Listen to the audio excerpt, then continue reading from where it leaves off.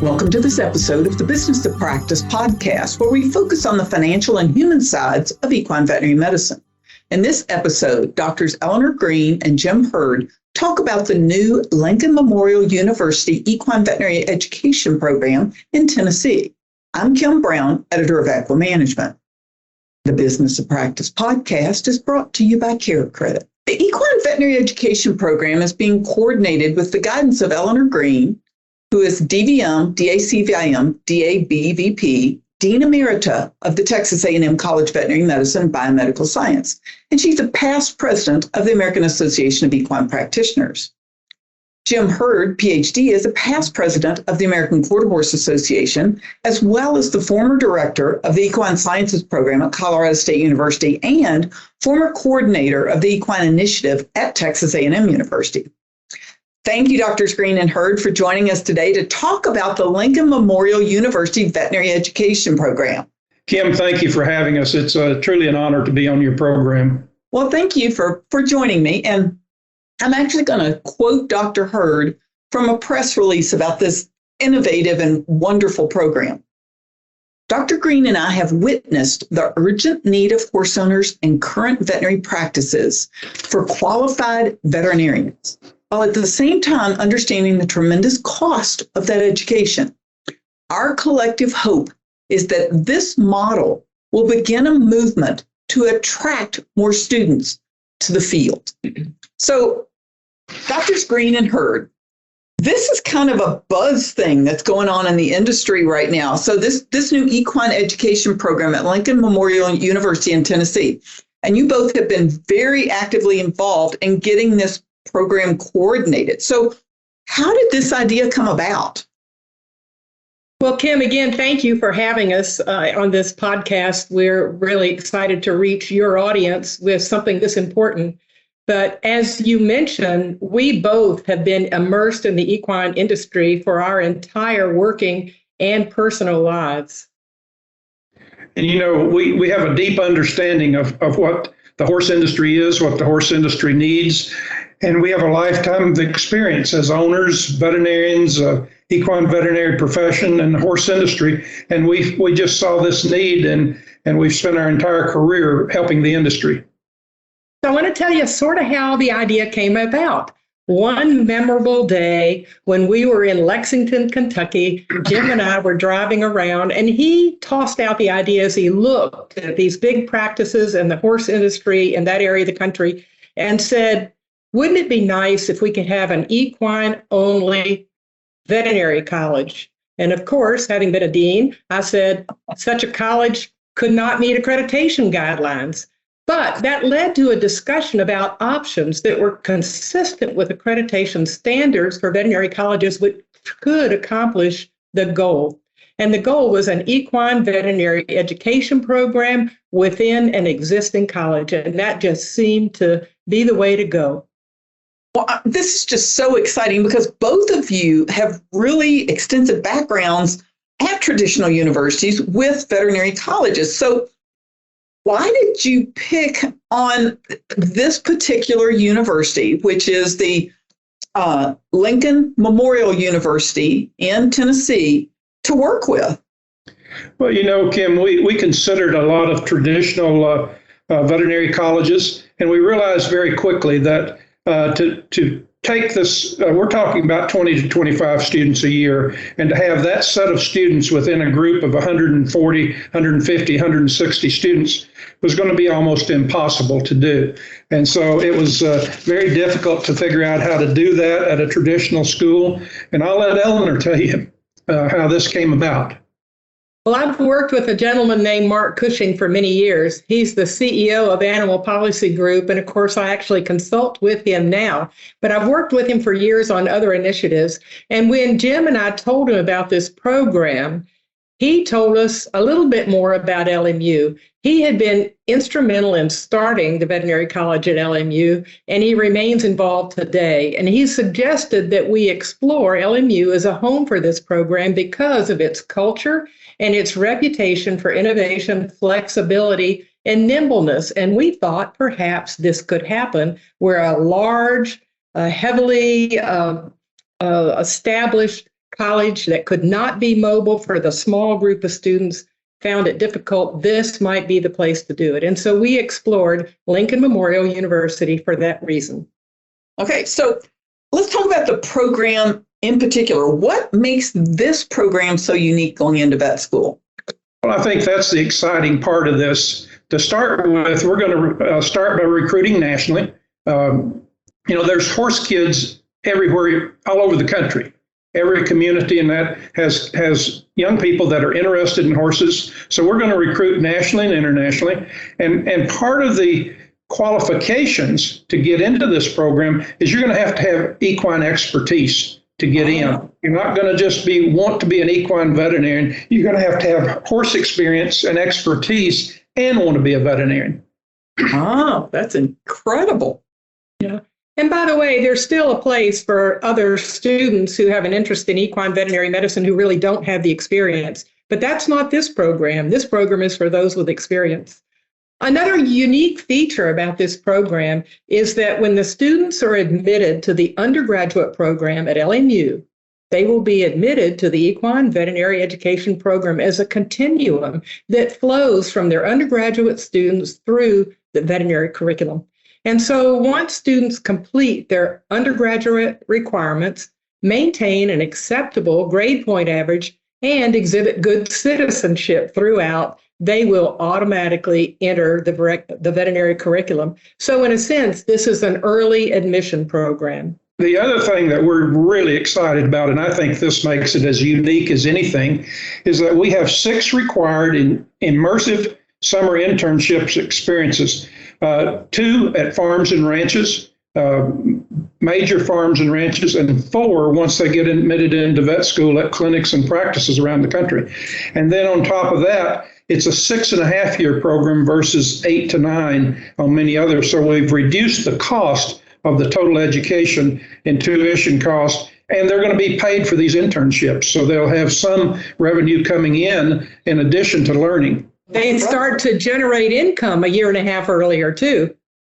Yeah, I mean, that cuts down on that horribly expensive veterinary tuition that is causing a lot of students not to want to choose equine when they come out. So why is this program that takes people from undergraduate to graduate veterinarians with equine experience before they even start this program, why is this important to the equine industry and specifically to equine veterinary medicine? Well, if we address the issue in equine veterinary medicine first, we know that it's facing numerous challenges and reaching what many describe as an equine veterinary profession in crisis. In fact, the American Association of Equine Practitioners recently created a commission on equine veterinary sustainability to address these many issues, and we think this program will also address these issues.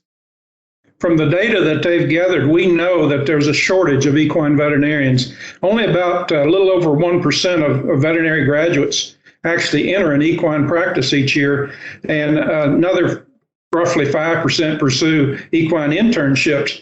But within 5 years, 50% of those leave equine practices and sometimes even veterinary medicine. And they cite major influences like burnout, low starting salaries, insufficient to pay off their student debt, which can reach $200,000 in some cases. And new equine graduates are known for receiving the lowest starting salaries of all veterinary graduates, even though their salaries can ultimately surpass those of other veterinarians once their experience and their client support grows. Nonetheless, when prospective students and prospective graduates look and see that they're going to get the lowest salaries of everyone else in their class, they might shift to something else, which they do. And we know that even as skilled as our existing veterinary colleges are, they do devote tremendous resources and to quality education, but our equine graduates are saying they're not practice ready.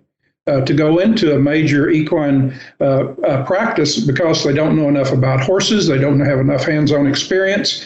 And so they struggle with the low pay, and no practice is going to pay them the full price if they have to spend 3 to 4 years learning how to handle horses. And so that's one of the reasons that we designed the program the way we did. And we think a lot about the impact of students in these circumstances, and we should, and the impact on new graduates, and we should. What we don't often do is translate that on into the domino effect, which these circumstances directly affect and can affect more the health and well-being of horses. And then that has a direct effect on the horse industry itself. So we see the Equine Veterinary Education Program as being designed to address all these challenges directly. The Business of Practice podcast is brought to you by CareCredit. CareCredit keeps equine veterinarians at the heart of care by providing horse owners with simple, budget-friendly financing options. By bridging the gap between cost and care, CareCredit supports healthy financial relationships between veterinarians and their clients. It can help them move forward with care a horse needs whenever and wherever it's needed. Let's hear a little bit more about the summer work experience portion of this, because that is critically important. I know that is an area where there's been at the AP and in the industry some thoughts about how do we make this better for the students. So what is the impact on graduates, and ultimately what's the impact on the industry of these summer programs? Well, I think that, first of all universities are learning that they can't teach everything that a successful student needs to know in the classroom. And so we're seeing more and more hands-on experience around the country in undergraduate as well as veterinary programs. And I think this is the fundamental strength of the EVEP program. They're going to do, as I said earlier, 6 required summer internships, 2 within the horse industry, 1 of which will start even before they enter the undergraduate program, and then 4 within the equine veterinary medicine program. So think about this. A student receives a letter of acceptance into the Equine Veterinary Education Program in their undergraduate program, right? In this continuum through undergraduate to veterinary medicine. And with that letter comes an expectation to start their first internship the summer before their fall classes started their freshman year of the undergraduate program. So they're going to go right into these immersive hands-on experiences immediately. And then every summer afterwards will be devoted to additional equine internships that Dr. Heird described. Another feature is that these will be paid internships, providing needed funds to reduce student debt even farther. You know, when we thought about successful equine veterinarians, many of them either had the experience to start with, or they built that experience through their undergraduate and professional academic careers. And so that's all that we're doing. We're giving them immersive experience in the horse industry and in equine veterinary medicine, and they'll graduate with unprecedented hands-on experience and knowledge of the industry and the professional needs of the industry. You know, it's been fun with this program to imagine a new graduate that comes out of this program. Imagine the confidence level of these veterinary graduates with the experiences they're going to be provided. And this is just the tip of the iceberg of what those experiences will be. Imagine the impact on equine veterinary medicine that's populated by these graduates every single year. And imagine how many appealing job offers every single one of them are going to receive. I think people are going to line up at the door to hire these graduates. And for me, imagine the impact on the horse industry of having these horsemen and horsewomen who are going to be outstanding veterinarians. And this is just incredible. I love the idea of this program and can't wait to follow these first students through. But you've also put together, it's not just you. You've got a great advisory council for this program. Tell me a little bit about some of the advisory council members. Well, you know, obviously, working at different universities and different programs, I've worked with a lot of advisory committees, and I think chemistry is one of the most important things. And you need to know that we didn't ask anyone to be on this program that said no. And so we have an unbelievable group that starts with Eleanor and I, as you've already introduced us. Glenn Blodgett, horse division manager of the 4-6s, who's one of the most unbelievable combination veterinarians and breeders in our industry. Dr. Andy Clark, who is the CEO of Avante Equine Practices. James Clement, who's the land resource manager for King Ranch. Chris Cox, who owns Chris Cox Horsemanship. And of course, Chris is a 4-time world champion of Road to the Horse. We have Rich Decker, who is a real estate sales agent right now, but a former manager of Art Preston's Prestonwood Farms and started WinStar. David Foley, executive director of the American Association of Equine Practitioners. Eric Hamelbeck, CEO of the National Horsemen's Benevolent and Protective Association. Brad Jackman, the owner and CEO of Pioneer Equine Health. Jeannie Jeffrey, Vice President of Zoetis Equine. Pat Johnson. A lot of people wonder why we have Pat Johnson, who is Director of Education and Director of Spine Stem Cell Research at Cedars-Sinai. He's a horseman, he's a rancher's son, and he's maybe, in a lot of people's opinion, the #1 orthopedic surgeon in the country. Eddie Kane, manager of Calumet. Imagine a young person getting to work at Calumet Farm. Leanne Kiebelbeck, surgeon and practice owner from Brandon, Florida. Dwayne Lucas, who is a friend of Eleanor and I, and he just is overjoyed to be a part of this. Ed Murray, owner and founder of Coosa Veterinary Equine in Alabama. Jeff Pumphrey, senior practice member of Haggert's Equine Medical Institute. Bill Rood, founder and CEO of Rood & Riddle. Debbie Spike Pierce, the president and CEO now of Rood & Riddle. Duncan Taylor, former president of TaylorMade Farms. They sell more yearlings than any other operation in the country, and now they're starting to sell them internationally. Imagine in those 2 years that you get to work with the Taylor family. It's an unbelievable opportunity. And then Jeff Tebow, who's on the AQHA executive committee now, but is very active in equine sales as well as equine insurance. And then, of course, we got Mark Cushing that we talked about earlier.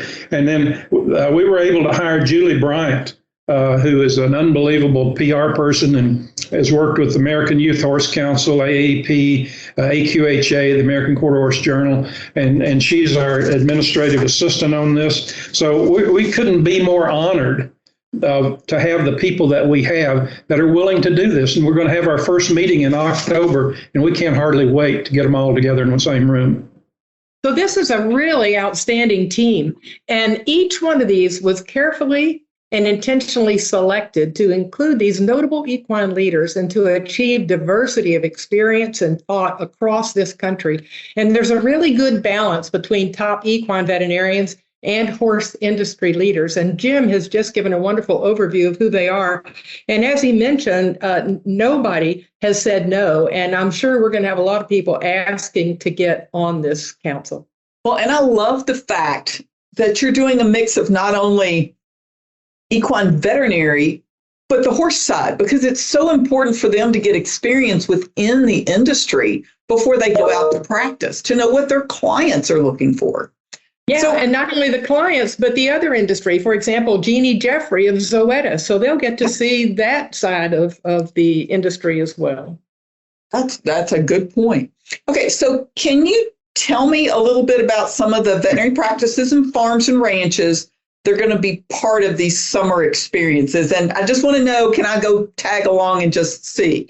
Well, I actually want to go back. I want to start over. I know. Do this because this is basically what I did as an undergraduate. But we're just starting to line up our farms and ranches and veterinary clinics because we really had to get this program off the ground at the university level. But some of the people that have already committed, verbally committed on the quarter horse side, we have the 4-6s, the King Ranch, Brazos Valley Equine, and Lazy E. We just covered some of the biggest operators in our entire quarter horse industry. On the thoroughbred side, we have verbal commitments from Calumet, Gainesway, Spendthrift, TaylorMade, Lanes Inn, and Denali. And the interesting thing is I was back there in June, and I visited some of these guys in Lexington, and they said, do we only have to take one? said, we want more than one because how often do we get somebody that's interested in horses, that's bright, and wants to stay in this industry for a lifetime? And then on the veterinary practices, we've had the same kind of interest, and we are just getting launched with this. But so far, we have Heird, Root and Riddle, Avante, 113 Equine, ESMS, which is Equine Sports Medicine and Surgery. We have Brazos Valley Equine Hospitals and Brandon Equine Veterinary Medical Center in Florida. So we've tried to get geographic and horse type diversity in these practices. And we know there are going to be more to come there. And that list is going to lengthen tremendously in the future. Yeah, and I know when we've talked, this program is not really to recruit potential equine veterinarians, but to recruit horse people, men and women who want to be veterinarians. Yeah, that's it. And I think that's a huge statement. We're not just recruiting people to be equine veterinarians, but we're recruiting horsemen and horsewomen who want to be equine veterinarians. And I tell you, there's a big difference there. So our goal is to recruit those aspiring equine veterinarians from within the horse industry, and they'll bring a multitude of different experiences to this program. However, the commonality will be their involvement with horses. One of the things we're really excited about, Kim, is that we're going to try to arrange for these kids to meet once a week informally and have peer discussions about what they learned at these farms and ranches, what they know from their own background. Did they grow up in the hunter-jumper world? Did they grow up in the thoroughbred world? Did they grow up on a ranch? But begin to communicate about the broad scope of the equine industry among themselves. Yeah, so how many equine veterinarians and certainly equine veterinary students have had that type of experience across the entire equine industry? And through this peer-to-peer learning, these students who come from different backgrounds, who go to different internship experiences, will come back, share their experiences, and it will be just, I think, synergistic within and among the students. I just want to clarify that this program, they are going through vet school. They will learn about all species, but we are bringing horse people, experienced horse people in from the time they're freshmen in college, even before that, and giving them if I can help, the mentoring within and without the industry to succeed on the equine side, specifically when they graduate. Yeah. And think about this. Right now, an equine veterinary student at any university gets to track. They get to choose electives. They get to choose equine practices and other experiences for their externships that they have. So that will be the case too. All these students will have the typical ways that they can choose electives, that they can go to externship programs, but layer on top of that, these other experiences. In addition, Jim and I have co-taught a course before that's called Issues in the Equine Industry. We will do that too. We bring leaders from around the industry that give them experience about all the different issues in the industry now, and again, like welfare and behavior and different things like that. So they'll have an unbelievable breadth of exposure. Well, I know the two of you. I've known both of you for probably longer than any of us want to admit. But what does it mean to you, and why is it important to put so much work and effort into making this happen? Well, we both have spent our entire life, really. I've had a horse all my life. And so I have worked with the industry throughout my life. And as she said, we were driving around and saw this need and really worked at figuring out a way to do this because we think it helps the industry. It helps veterinary medicine. And we're just excited to one last time, probably, because we've spent 50 years doing that, each of us. But we want to serve the industry one more time, and we think we found maybe the best way to do that we've come up with in our careers. Might have missed that, but he said 50 years each. That actually makes a century of experience sitting right here with you today. But I like Jim, I have had horses all my life.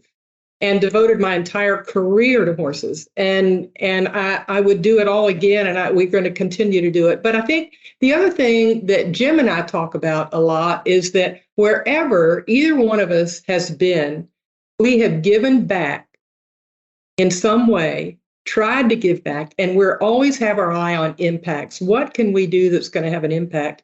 And this program affords us another opportunity to bring together a wealth of experience to do exactly that, to make a difference in this industry, in this profession we love so much, along with just benefiting the horse that has given so much to us.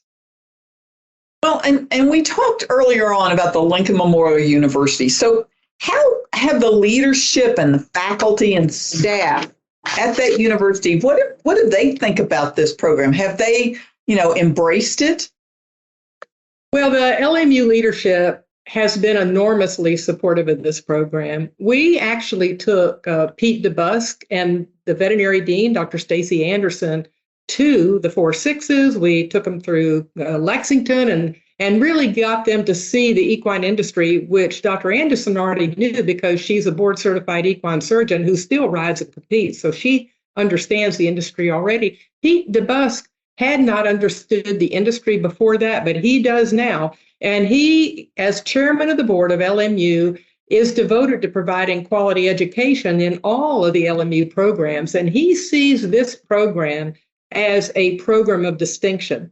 And one interesting story about him is, as we're going through this, another reason we chose LMU, I'll tell you, is that we asked him, we said, well, Pete, how long will it take to get this program approved? And he said, 15 minutes, I'm chairman of the board. So the fact is that he, when he sees something that's of great value to the university and to the students and graduates, he is all on board. And that's how he's been with this program. Dr. Elizabeth Thompson, who's also very important to this, she's Dean of the Allied Health Sciences in the undergraduate portion of the program, is also a veterinarian. So she understands it also and is enthused about overseeing the undergraduate portion and the early admission to the veterinary curriculum. We're actually anxious to meet the LMU faculty face-to-face to get their direct input as well, and we'll do that in October when we go for our first advisory council meeting and visit the campus. And then after that, we're really going to be excited to meet and get to know the first students. But we've already had some students reach out to us, so we know they're excited. So succinctly, to answer your question, the LMU leadership has been all on board. And the first students apply this fall, then start next summer in their first internship before they're freshmen in the fall of 23, correct? Correct. That is correct. We'll start taking applications this fall. They'll be reviewed after the first of the year, and then we'll have formalized agreements with all the farms for them to be able to start next summer. That's awesome. So is there anything else you want to tell our audience, who is usually made up of veterinarians, vet techs, vet students, and kind of industry professionals, and some of whom may be hopefully telling some of their younger people who are interested in horses about this program. So what do you want to tell them? Well, you covered it right there. We want them to tell people about this program. It's unique. It's an opportunity for the horse kids of the U.S. to come to an accredited veterinary program, major in equine, get the hands-on experience that nobody else is offering them. And we just want people to tell young people about this program because we think it's exciting. We think it's a rare opportunity for them. And we're really, really excited about what this can become. I'd like to start by echoing Jim's comments about, I'd like to start over. As an equine kid myself, entering college and going to veterinary school, I would have done anything to get into a program like this. It's just everything that I would have wanted. And as a result of that, we're going to try to provide those for others. Beyond that, the other thing I'd like to do, I always like to think about down the road and where we're going. So as we close with a glimpse into the future, I'd like for us all to imagine 5 years from now, when when we're getting close to our first graduates, 10 years from now, when we have some graduates out and they're actually in the profession practicing and well beyond, as excellent veterinarians find fulfilling lifetime careers in equine veterinary medicine. So envision a thriving equine veterinary profession no longer in crisis, as these graduates make significant contributions to the health and well-being of horses and provide meaningful service to equine veterinary medicine and the horse industry. This has to mean something to all who have devoted their lives to the horse that we all care about so much. I mean, I'm not sure there's any better